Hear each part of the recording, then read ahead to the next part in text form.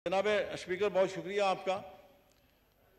रात इत्तफाक से मैं एक मीडिया के एक शख्स गोहर भट्ट साहब, उनका वीलॉग सुन रहा था।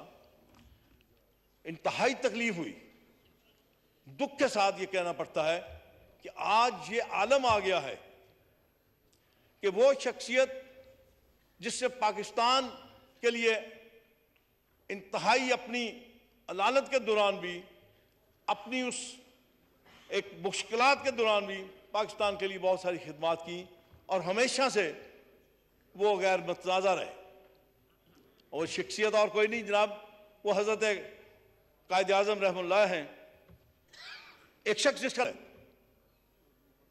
इंतहाई बदज़ुबान इंसान, जिसने हज़रत कायद आज़म रहमतुल्लाह के लिए अल्फाज इस्तेमाल किए, उसे यह तक कह दिया कि हजरत कायद आजम उतने मकबूल नहीं थे जितना इमरान, जिसको आप कल परसों को मैंने उसकी शान में कसीदा पढ़ा था। मुझे लगता है कि अब आपको जाग जाना चाहिए। ऐसे लोग जो अपने मौसलों को इस किस्म के अल्फाज से याद करते हैं, उनका कला करना जरूरी है।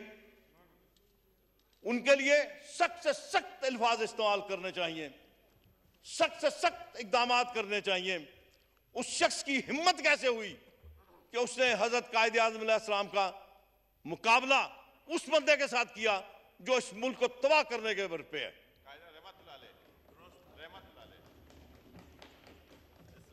इंतहाई दुख और तकलीफ की बात है। मैं अगर रफीजुल्लाह साहब आपका एहसानमंद हूं, आपने मेरी तौसीह की। हजरत कायद आज़म रहमतुल्लाह अलैह, हजूर इस मुल्क पे एहसान है उनका। वैसे तो हमारी तारीख भरी है, हम अपने मौसलों के साथ यही करते हैं। अगर आप पढ़ के देखिए तो आज उसका पोता यहां मौजूद नहीं है। आपने अकबर मुफ्ती के साथ क्या किया? वो शख्स जो इस मुल्क का इंतहाई वफादार था, बेदर्दी से मार दिया गया। वो शख्स जिसने आज आपको इस काबिल किया कि आप इस मुल्क में खुले बंदो सांस ले सकें। हालात खराब होते हैं, आते जाते रहते हैं, लेकिन जनाब स्पीकर, इंतहाई दुख की बात है कि हजरत कायद आज़म रहमतुल्लाह अलैह के साथ किसी का मुआसरा करना। मैंने आज तक पीपल्स पार्टी को, हालांकि जुल्फ़िकार अली भुट्टो साहब शहीद बहुत बड़े लीडर थे, लेकिन मैंने कभी इनकी जुबान से वो अल्फाज नहीं सुने जो मुकाबला किया जाए हजरत कायद आज़म रहमतुल्लाह अलैह के साथ। नवाज शरीफ साहब, कोई दो राय नहीं है, इस मुल्क के बहुत बड़े रहनुमा हैं, लेकिन पाकिस्तान मुस्लिम लीग नून ने कभी उनके लिए ये अल्फाज इस्तेमाल न किए। इस बदज़ुबान शख्स को इस पार्लियामेंट की तरफ से ये पैगाम जाना चाहिए कि आइंदा अगर किसी ने, कोई भी शख्स अपने मौसलों के खिलाफ जुबान दराजी करेगा या उनका मुकाबला उन लोगों के साथ करेगा जिनको दीन क्या, दुनिया क्या, इस मुल्क का पता नहीं है।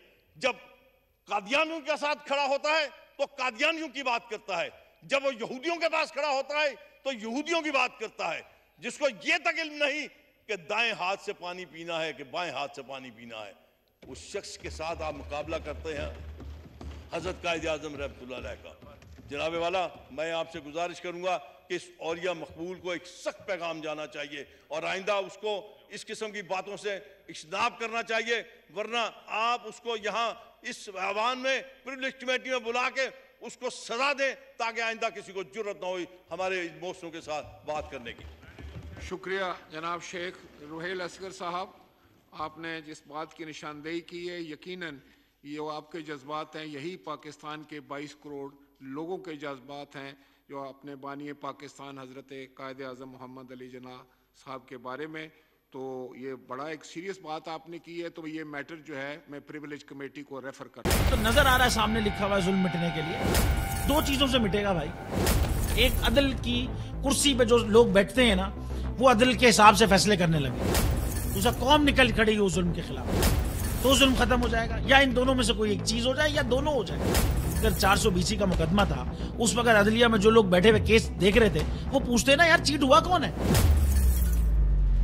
जब उनको दिखता कोई चीट नहीं, वो केस खत्म कर देते। तो जालिम जुल्म कर ही नहीं पाता। 9 जजेस ने नोट बिफोर किया मेरे केस को यार, 1.5 साल चला। शख्सी जमानत का केस, सेम केस इस्लामाबाद में कर दिया। एक ही इल्जाम पे 2 केस हो नहीं सकते भाई। मतलब 60 दिन का वक्त होता है, 102 दिन के बाद मैं जीत गया, केस बरी हो गया, 102 दिन के बाद अपील फाइल की, एक्सेप्ट कर ली। नहीं करते ना एक्सेप्ट, खत्म हो जाता ना जुल्म यार। भरी अदालत में मुझे बरी कर दिया, फिर पता नहीं क्या हुआ, 2.5 घंटे बाद का नोट बिफोर। मैं नहीं सुनता ये केस, खड़े रहते अपने फैसले पे, मिट जाता जुल्म। अल्लाह ताला ने बिठाया इन कुर्सियों पे इनको यार, ये अल्लाह ताला की तरफ से फैसले करने हैं। तो या तो ये फैसले आएंगे, जुल्म मिट जाएगा, या कौम खड़ी हो जाएगी जुल्म के खिलाफ।